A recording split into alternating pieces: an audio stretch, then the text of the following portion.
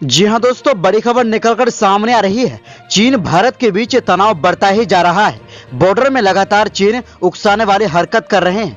इसी बीच अब जिनपिंग ने चीनी सेना को युद्ध की तैयारी की आदेश दे दी है।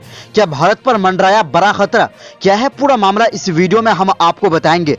वहीं अगली खबर में आपको बताएंगे, ब्रिटेन की एक मशहूर अभिनेत्री ने पूरे इजराइल को हिलाकर रख दिया है।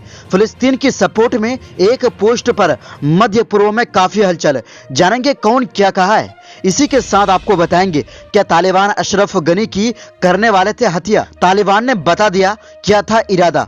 तो दोस्तों, सभी खबरें हम आपको आज की इसी वीडियो में कम समय में आसान भाषा में एक एक करके विस्तार से बताएंगे। तो आप मेरे साथ इस वीडियो के आखिर तक बने रहिए। लेकिन उससे पहले जो साथी MW न्यूज पर पहली बार आए हैं तो चैनल को सब्सक्राइब करके साथ में लगे बेल आइकन को भी दबा दे ताकि हमारा न्यूज सबसे पहले आप तक पहुंचे।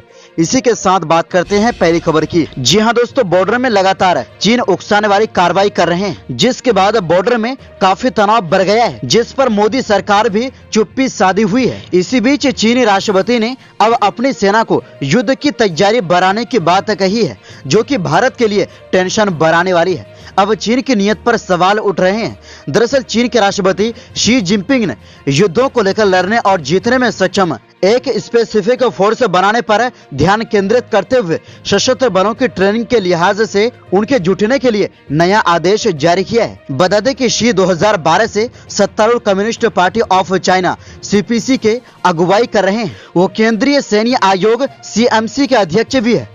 उन्होंने पद पर बैठने के साथ ही सेना में सुधारों को और टेक्नोलॉजी के लगातार अपग्रेड के साथ सही समय में ट्रेनिंग को प्राथमिकता दी है। शी इस साल 5 साल के दूसरे कार्यकाल की समाप्ति तक सत्ता में बने रह सकते हैं और इस साल के मध्य में आयोजित होने वाली केंद्रीय सैन्य आयोग की कांग्रेस के बाद रिकॉर्ड तीसरे कार्यकाल को भी शुरू कर सकते हैं। ये कांग्रेस 5 साल में एक बार होती है। शी 2018 से हर साल सैनिकों के जुटने के लिए आदेश देते रहे हैं और सेना के लिए अभियान संबंधी प्राथमिकताएं तय करते रहे हैं। चीन की सेना को वार्षिक $200 अरब के रक्षा बजट का लाभ मिलता है। सरकारी शिन्हुआ समाचार एजेंसी ने कहा कि शी ने सेना के लिए इस साल के आदेश में कहा कि सशस्त्र बलों को टेक्नोलॉजी, युद्धक तकनीकों के साथ ही प्रतिद्वंदियों पर करीब से नजर रखनी चाहिए। अपने प्रयास दोहरे करते हुए ट्रेनिंग और लड़ाकू अभियानों के साथ तालमेल करना चाहिए। उन्होंने कहा कि सेना को क्रमबद्ध ट्रेनिंग को मजबूत करना चाहिए तथा एक स्पेसिफिक फोर्स के विकास के लिए टेक्नोलॉजी का विकास करना चाहिए जो युद्ध को लड़ने और जीतने में सक्षम हो। बता दें कि चीन नए साल की शुरुआत में हिंद महासागर और अफ्रीका में अपनी पहुंच को बढ़ाने के साथ कर रहा है। चीनी विदेश मंत्री वांग यी इस सप्ताह के आखिर में पश्चिमी हिंद महासागर में रणनीतिक रूप से स्थित कोमोरोस की यात्रा करने वाले हैं। चीनी विदेश मंत्रालय ने पिछले हफ्ते घोषणा की थी कि वांग 4 से 7 जनवरी तक केनिया, इरिट्रिया और कोमोरोस का दौरा करेंगे और फिर मालदीव और श्रीलंका की भी यात्रा करेंगे। भारत के पड़ोसी देशों में चीनी विदेश मंत्री की यात्रा पर भारतीय अधिकारी नजर बनाए हुए हैं। चीन के इस दौरे को इन देशों में उसकी बढ़ती सुरक्षा और आर्थिक भागीदारी के तौर पर देखा जा रहा है और यह भारत के लिए चिंता बढ़ाने वाली है। आपको बता दें कि पूर्वी लद्दाख के पैंगोंग झील पर पुल बना रहा चीनी ड्रैगन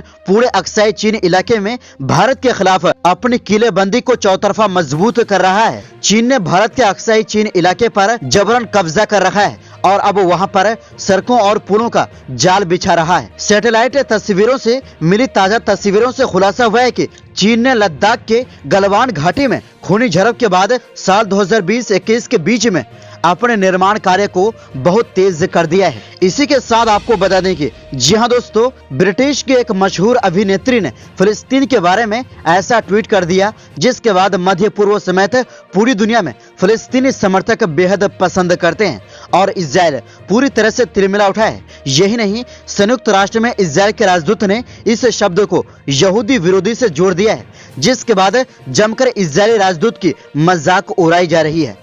दरअसल अल जजीरा की रिपोर्ट के अनुसार ब्रिटिश अभिनेत्री एम्मा वाटसन के ऑफिशियल इंस्टाग्राम अकाउंट ने एक नई पोस्ट में फिलिस्तीनियों के साथ एकजुटता व्यक्त की है, जिसे फिलिस्तीनी समर्थक उपयोगकर्ताओं से खुलकर समर्थन मिल रहे हैं। लेकिन दूसरी तरफ इजराइल के अधिकारियों ने अपना सर खुजलाते हुए कड़ी आलोचना की है।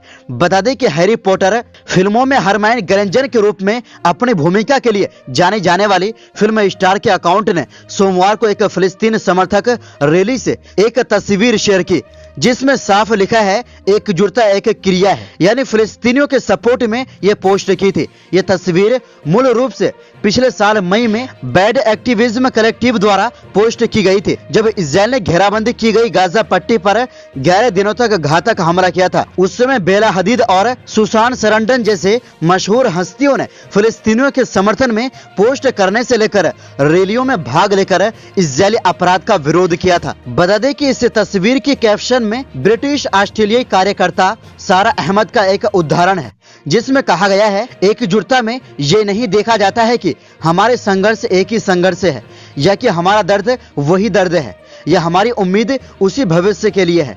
एकजुटता में प्रतिबद्धता और काम, साथ ही ये मान्यता शामिल है कि भले ही हमारे पास समान भावनाएं या समान जीवन या समान शरीर ना हो, हम एक ही जमीन पर रहते हैं। बता दें कि ब्रिटिश अभिनेत्री ऐसे समय में फिलिस्तीन के साथ एकजुटता दिखाई है, जहां कुछ दिन पहले ही ब्रिटिश सरकार ने हमास पर प्रतिबंध लगाया था। बता दें कि वीडियो बनाने तक ब्रिटिश अभिनेत्री की पोस्ट में लगभग 12 लाख लाइक्स मिल चुकी थी और लगभग 1 लाख कमेंट, यानी इस बात से आप अंदाजा लगा सकते हैं कि इनकी इस पोस्ट में कितना सपोर्ट मिला है। हालांकि ये संख्या अब बढ़ भी सकते हैं। कई लोगों ने वाटसन को उनके समर्थन के लिए धन्यवाद दिया, जबकि कुछ ने अपने टिप्पणियों में #फ्री पैलेस्टीन समेत कई तरह के हैशटैग ऐड किया। वहीं संयुक्त राष्ट्र में इजरायली राजदूत गिलाद एर्डन ने पागलपन जैसा ट्वीट कर ब्रिटिश अभिनेत्री की आलोचना की है। इजरायली दूत ने सेलिब्रिटी पर यहूदी लोगों से नफरत करने का आरोप लगाया, सिर्फ इतनी सी बात पर। वहीं एक फिलिस्तीनी पत्रकार ने इजरायली राजदूत की इस टिप्पणी पर कहा कि सिर्फ इतनी सी सरल भाषा में कि फिलिस्तीन के साथ एकजुटता दिखाने पर जायूनीवादी को मिर्ची लग गई है। इनके अलावा इजरायली दूत के ट्वीट में जाकर लोग लगातार इसके जमकर मजे ले रहे हैं। जैसे जैसे इजरायल की अत्याचार बढ़ रही है, वैसे वैसे दुनिया में इजरायल के खिलाफ नफरत बढ़ रही है और हाल के दिनों में कई मशहूर हस्तियों ने इजरायल को अपराधी बताकर फिलिस्तीन के साथ एकजुटता दिखाई है। इसी के साथ आपको बता दें कि जी हां दोस्तों, तालिबान ने अफगानिस्तान के पूर्व राष्ट्रपति अशरफ गनी के दावे के विपरीत उनकी हत्या की कोई योजना नहीं बनाई थी। मीडिया रिपोर्ट के मुताबिक तालिबान नियुक्त अफगानिस्तान के उप प्रधानमंत्री मुल्ला अब्दुल गनी ब्रादर ने कहा कि कई पूर्व अधिकारी और मंत्री काबुल में शांतिपूर्वक रह रहे हैं और उन्हें किसी तरह की हानि नहीं पहुंचाई गई है। अफगानिस्तान के उप प्रधानमंत्री मुल्ला अब्दुल गनी ब्रादर ने कहा कि तालिबान के सुप्रीम लीडर मुल्ला हैबतुल्ला अखुंदजादा ने काबुल पर कब्जे के बाद आम माफी का ऐलान कर दिया था, जिसमें पूर्व राष्ट्रपति भी शामिल थे।